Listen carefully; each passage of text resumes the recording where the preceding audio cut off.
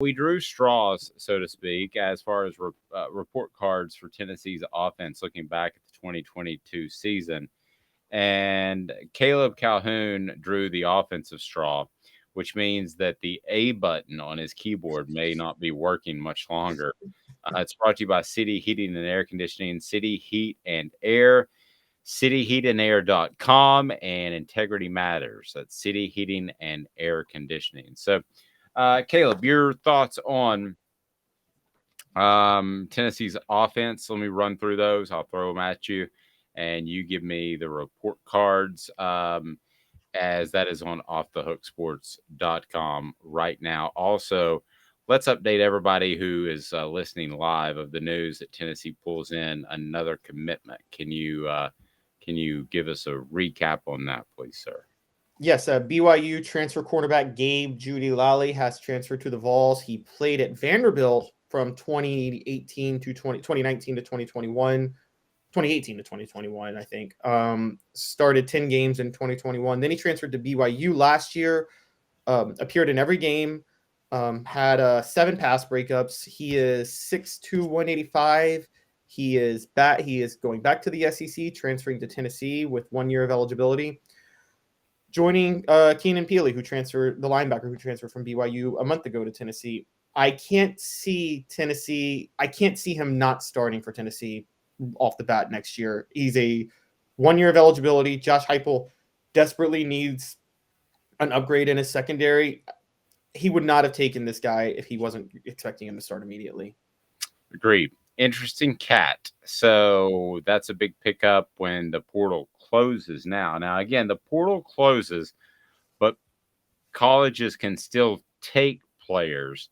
It just means you can't enter the portal until this spring window. So that's where we are on that. All right, let's take a look at a report card that's on offthehooksports.com. Let's start with tight end, for instance. Princeton Fant, very versatile. Jacob Warren, 12 catches for 163 yards. Your thoughts on the tight end? What grade did you give them? I gave them an A. I mean, there might have been a couple of questions at times about run blocking, but for the most part, they really didn't do anything wrong. I mean, Princeton Fant I think he was 3rd on the team in touchdowns, I want to say, if you include all the rushing touchdowns. I think he was behind Jalen Hyatt and Jabari Small. He had 5 rushing touchdowns, 2 receiving touchdowns, and a passing touchdown. Jacob Warren, his stats dropped off a little bit from last year because he had 12 catches for 163 yards and no touchdowns. I think a lot of that was Tennessee did a lot more scoring in the red zone in 2021. We talk about Jacob Warren being a red zone tight end. They did a lot of their scoring this year from the 50-yard line. And so it's that, but overall I give them an A. Very true. The offensive line I would have thought would have been a C at best, but they proved me wrong. They were very good. Yes, they did. They got an A-.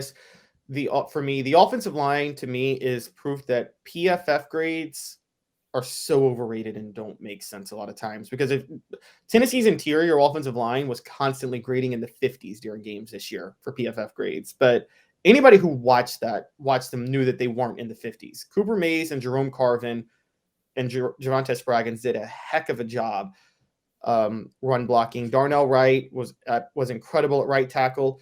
Tennessee was 45th in the country in fewest sacks per game allowed. That's not that bad. That's much better than they were the year before when they were one of the worst at getting sacked. I think a lot of that had to do with Hendon Hooker got a lot better at getting rid of the ball quickly. But when you use a quarterback's legs the way Josh Heupel did with Hooker, you're going to open yourself up to a few more sacks than your average team. So being 45th in sacks allowed, it's actually pretty impressive. And so I give the offensive line an A-. Hard to give the running backs anything that doesn't start with an A. I thought Tennessee, and this, of course, goes back to the offensive line. Tennessee just did a fantastic job of running the football, which was overlooked by the national media, but we saw it each and every week. Yeah, I gave them an A- too. The only reason I didn't give them an A, and maybe this is a little unfair, but Jabari Small did not average 5 yards a carry. He averaged just under that. And I feel like in college, great running backs should average 5 yards a carry. But Outside of that, Jabari Small, Jalen Wright, and Dylan Sampson combined for over 2,000 total yards from scrimmage. I mean, what more can you ask for from those three? I mean, that's production that's Gerald Riggs and Cedric Houston 2004 production right there. Wide receiver A plus, can't go wrong with that. Quarterback A plus. It's really hard to give out any other grade with this group and what they were able to do. Yeah, I just want to put something in perspective for people with quarterback. Hendon Hooker was a Heisman candidate this year with incredible stats. Joe Milton's efficiency numbers were actually better than Hooker's this year. That's insane. And by the way, Milton still hasn't thrown an interception since he's been at Tennessee. I don't know if people don't know that, or if people know that, but he still has not yet thrown an interception.